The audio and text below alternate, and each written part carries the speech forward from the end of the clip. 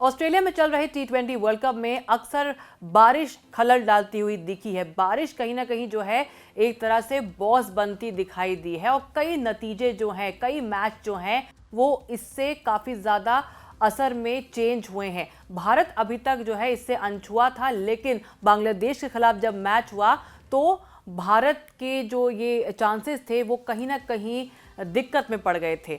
भारत ने बांग्लादेश के खिलाफ पहले बल्लेबाजी करते हुए 184 रनों का अच्छा खासा जो टोटल है वो पोस्ट कर दिया था और टूर्नामेंट में गेंदबाजों के शानदार प्रदर्शन को देखते हुए लग भी रहा था कि टीम इंडिया डिफेंड कर लेगी ये टोटल।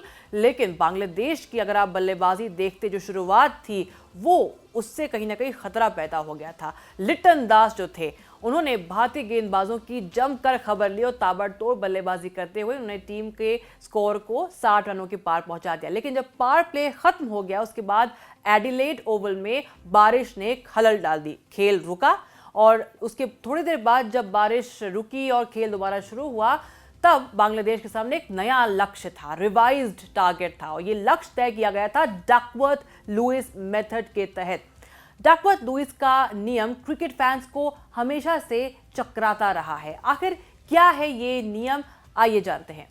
देखिए, डकवर्थ लुईस मेथड में जिन दो चीजों के आधार पर गणना होती है वो है बचे हुए ओवर और बचे हुए विकेट। मैच के दौरान इसी को ध्यान में रखकर कोई टीम अपने खेल को तेज या फिर धीमा करती है और इसी कारण डकवर्थ लुईस नियम में भी इन दोनों फैक्टर्स के आधार पर नतीजे दिए जाते हैं। डकवर्थ लुईस पद्धति में इसके लिए एक टेबल बनाया गया है और इसमें बचे हुए ओवर्स और विकेटों के आधार पर एक टीम के पास कितने और रिसोर्सेज शेष बचे हैं उस पर रन, ओवर या विकेट के वैल्यू को निकाला जाता है।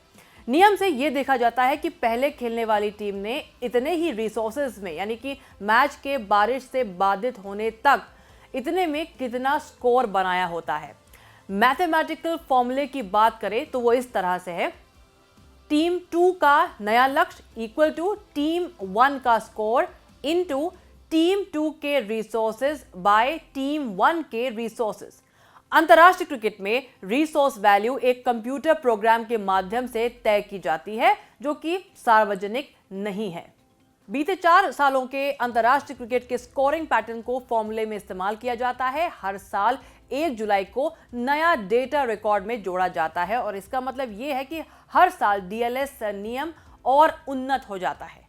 बात करते हैं आखिर ये शुरू कब हुआ और किसने इसे तैयार किया। इंग्लैंड के स्टैटिस्टिक्स एक्सपर्ट फ्रैंक डकवर्थ और टोनी लुईस ने इसे तैयार किया था, जिनके नाम पर इसका पहली बार 1997 में उपयोग किया गया था। इसके बाद ऑस्ट्रेलियाई एकेडमिक स्टीव स्टर्न ने 2015 वर्ल्ड कप से पहले इस फॉर्मूले को अपडेट किया और उनका नाम भी इसमें जुड़ गया, इसलिए अब इसको डीएलएस मेथड कहा जाता है। ये लंबे समय तक महसूस किया गया कि डीएल मेथड के तहत बड़े टोटल का पीछा करने वाली टीमों को कम स्कोरिंग रेट पर खेलते हुए विकेट हाथ में रखने से फायदा मिल रहा था। स्टीव स्टर्न ने हाई स्कोरिंग वनडेज और T20 मैचों के स्कोरिंग पैटर्न को ध्यान में रखकर इसमें बदलाव किया और नया डीएलएस नियम प्रभाव में आया। इस नियम के तहत दिए जाने वाले लक्ष्य या नतीजों को लेकर अक्सर आलोचना होती रही है, लेकिन हकीकत यह है कि इस मेथड के अलावा और कोई मेथड बारिश या और किसी अदर टाइप की जो बाधा है उसे रुके मुकाबले में नतीजे देने में खरी